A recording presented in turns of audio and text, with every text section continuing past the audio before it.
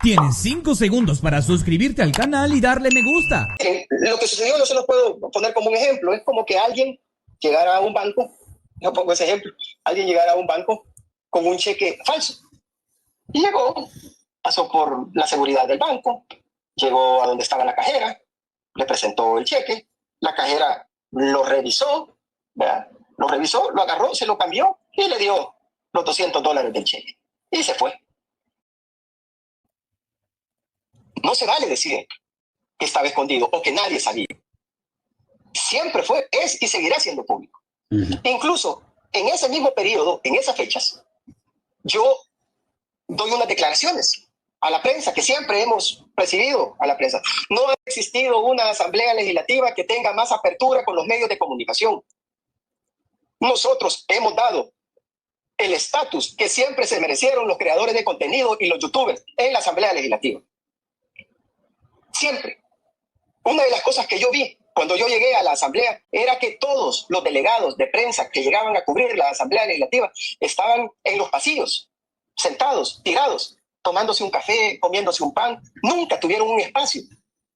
Los comunicadores. Nosotros les mandamos a hacer una sala con computadoras, con internet, con aire acondicionado, donde ellos pudieran llegar, y estoy hablando de las televisoras, todas, los que sean, los que hablan mal, los que hablan bien, todos siempre han tenido apertura ahí hasta el día de ahora.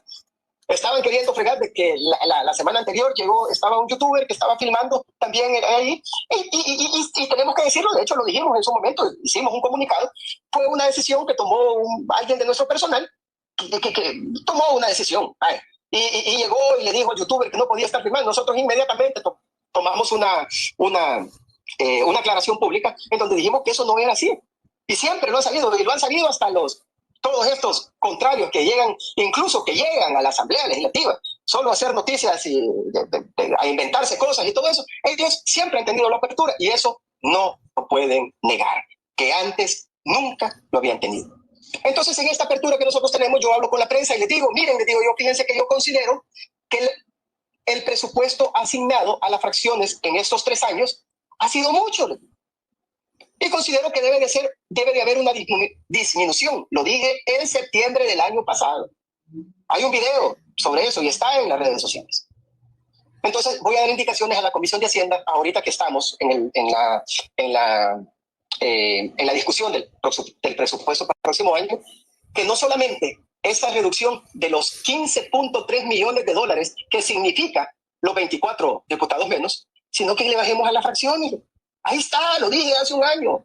No solo dije cuánto ganábamos, sino que dije de que teníamos que bajar. Pero bueno, llegamos a la elección. El pueblo salvadoreño siguió confiando en nosotros, incluso nos demostró más confianza.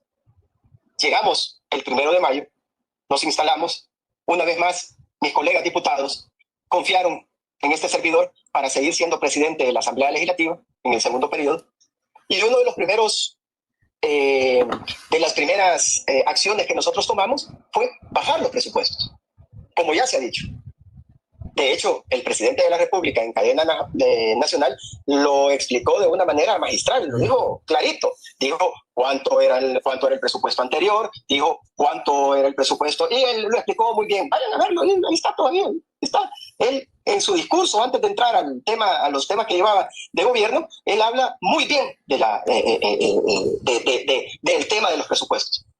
Incluso dice que había hablado conmigo, lo cual es cierto, por la tarde, porque nosotros hablamos antes de esa cadena nacional, y que íbamos a bajar aún más el presupuesto porque la población lo estaba pidiendo, el pueblo salvadoreño lo estaba pidiendo.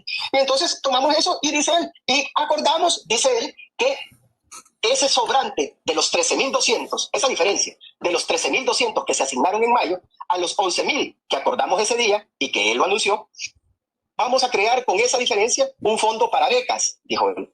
De esas becas que yo les decía anteriormente, que habíamos iniciado también en Nuevo Cucatlán, para gente de escasos recursos, para jóvenes pobres, para gente que no tienen, que hasta ahí llegó, pues, o sea, que por el tema de dinero, ¿verdad? Y inventemos los 24, que lo hicieron ahí lo articularon bien. Estiremos la banca, dijeron, estiremos la banca. Y ahí fue donde los metieron a ellos. Y ahí se metieron, pues, también más, ¿verdad?